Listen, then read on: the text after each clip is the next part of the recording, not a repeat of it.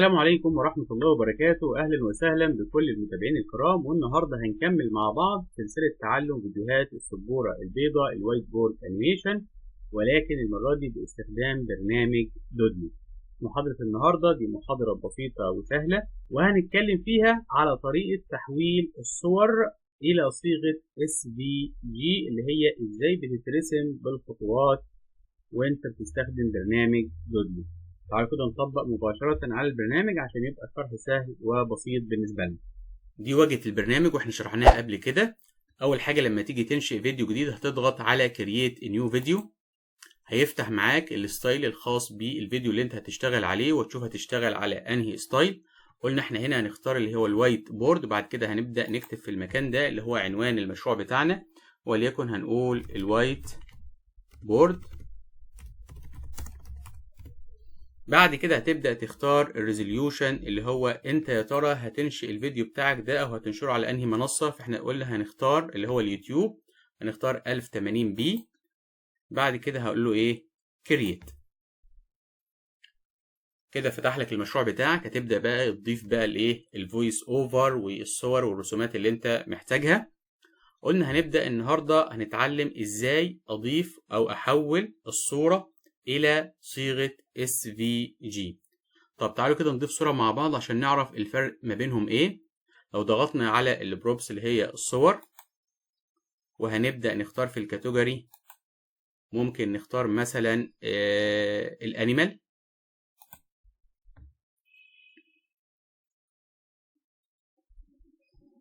ممكن نختار مثلا صورة الارنب ده،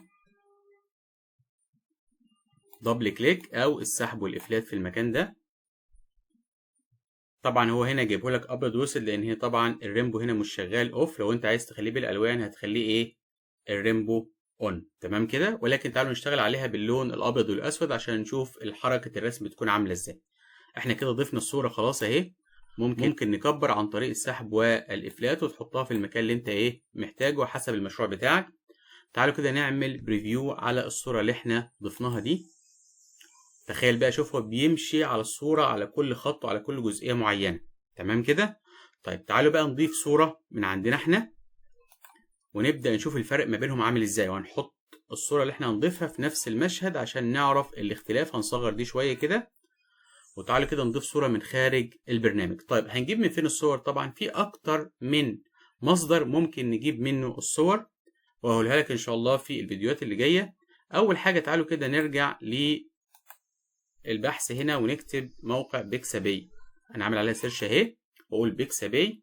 ده موقع طبعا غني بالمصادر، فيها جزء منها مدفوع وفي جزء منها فري.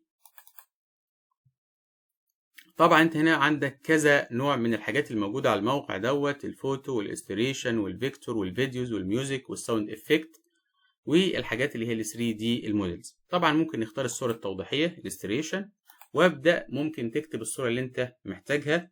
هنقول مثلا وليكن صوره الكار. اضغط هنا في المكان واكتب كلمه كار واقول له سيرش.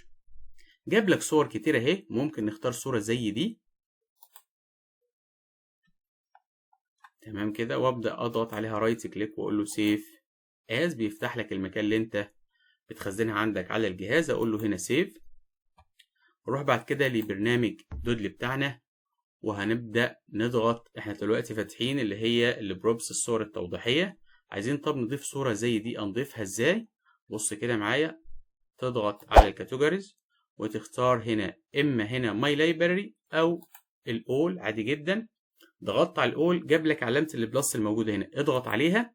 هيقول لك بقى ايه براوز فايل. ابدأ اسحب الصورة من المكان اللي انت موجودة فيه على الجهاز بتاعك. اقول له براوز فايل، افتح لك الصورة اهي. تبدأ تختار منها الصورة اللي انت لسه منزلها وتقول له ايه كونتينيو.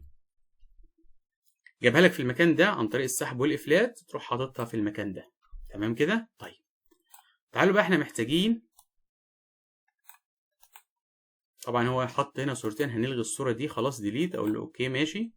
وعندي الصورتين، وتعالوا كده نعمل بريفيو عشان نشوف الفرق ما بين الصورة الاس في جي والصورة اللي احنا لسه منزلينها.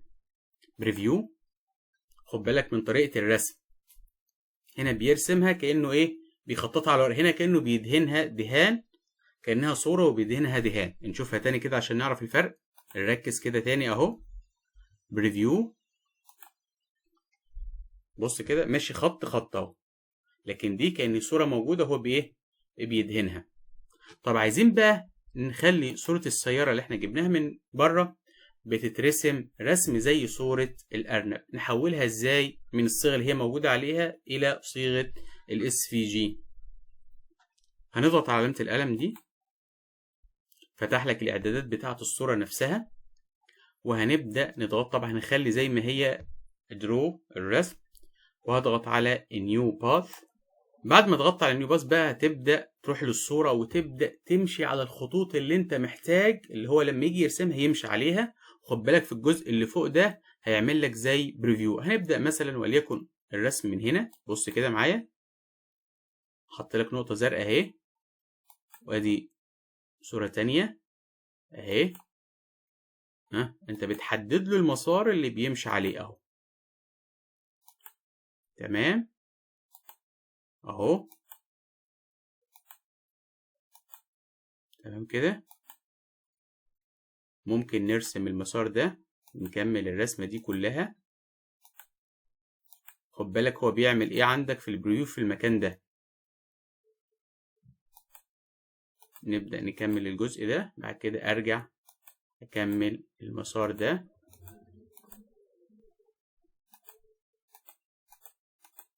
ممكن ترجع تاني على نفس المسار عادي خالص، مفيش مشكلة، وترجع في المسار ده،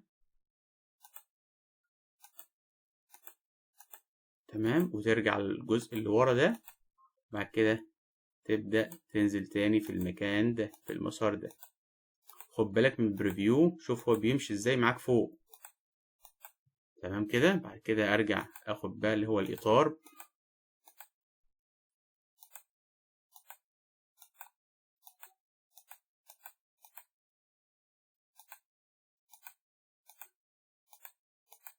عن طريق السحب والايه والافلات، تخش على الاطار التاني.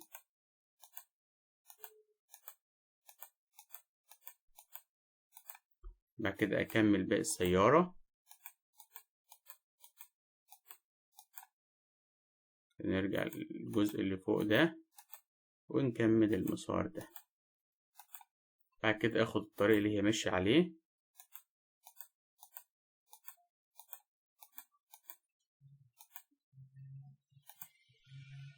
كده احنا رسمناها كاملة، تمام كده. تعال بقى نقول له ايه، سيف. تعال نعمل كده بريفيو. شوف بالك بدأ يرسم اهو خطوط عادي خالص جدا، وفي الاخر جاب لك الرسمة الايه الكاملة.